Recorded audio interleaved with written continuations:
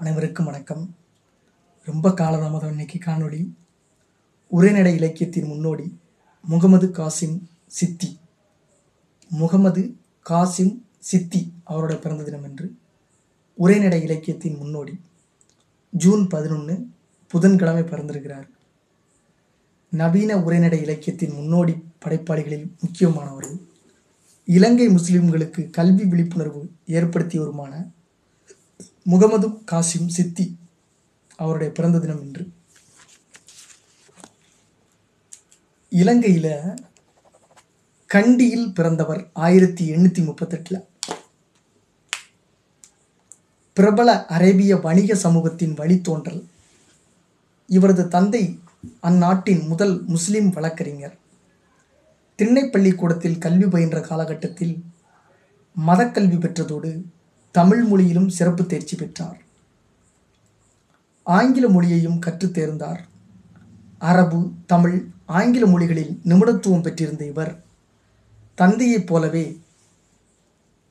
சட்டமும் பயின்றார்.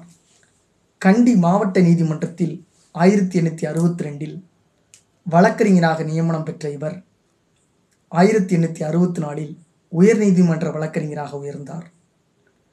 கண்டி மாநகர சபை நீதிமன்றத்தில் நீதிபதியாகவும் கடமையாற்றியவர் சிறிது காலம் மாநகர உறுப்பினராகவும் பணியாற்றியுள்ளார்.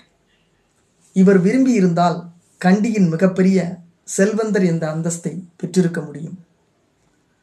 தன் சமுதாயத்தின் மீதான பற்றினால் சட்ட தொழிலையும் கண்டி மாநகர சபை உறுப்பினர் பதவியையும் துறந்தார். தனது செல்வத்தின் பெரும்பகுதியை தன் லட்சியங்களுக்காகவும் சமூக முன்னேற்றத்துக்காகவும் செலவிட்டார்.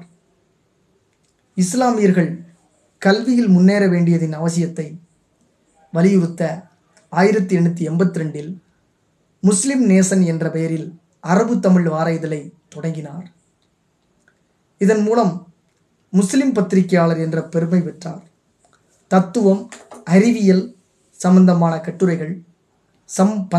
கட்டுரைகள், தேசிய சர்வதேச முக்கியத்துவம் வாய்ந்த செய்திகள், வியாபாரம், விவசாயம், வாணிபம், குடியுரிமை முதலான குறித்த அறிக்கைகள் இதில் இடம்பெற்றிருந்தன.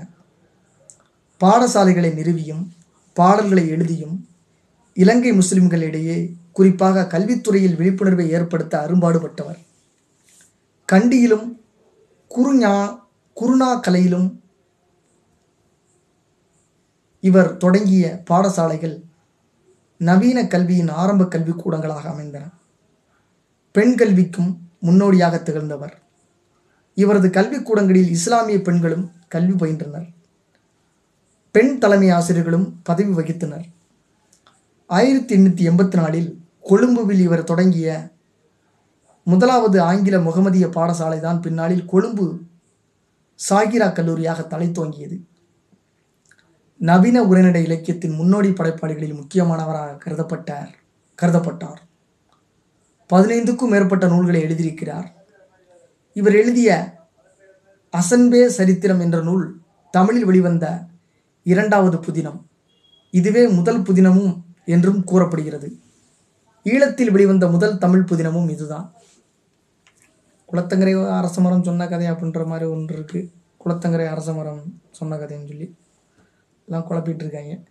இலங்கை சட்ட நிர்ணய சபையில் முஸ்லிம்களுக்கு பிரதிநிதித்துவம் இருத்தல் அவசியம் என்பதை இடையராது வலியுறுத்தி வந்தார்.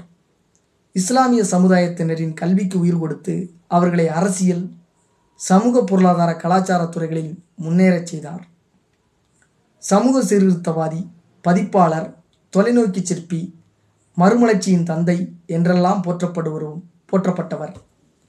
இஸ்லாம் சமுதாயத்தின் தலைவருமான முகா சித்தி, அதாவது முகமது காசிம் சித்தி என்பவர் 1898 ஆண்டு 60வது வயதில் காலமாகி விடுகிறார். இலங்கையில் கண்டியில் 1838 பிறந்து 1898 60வது வயசுல காலமாகிறார். இவர் ஒரு முக்கியமான ஒரு உரைநடை இலக்கிய ஒரு தமிழ் ஆளுமை. இவரை சந்தித்த மகிழ்ச்சியோட ஜூன் 11 புதன்கிழமை இனிதே நிறைவு பெறுகிறது. நன்றி, வணக்கம்.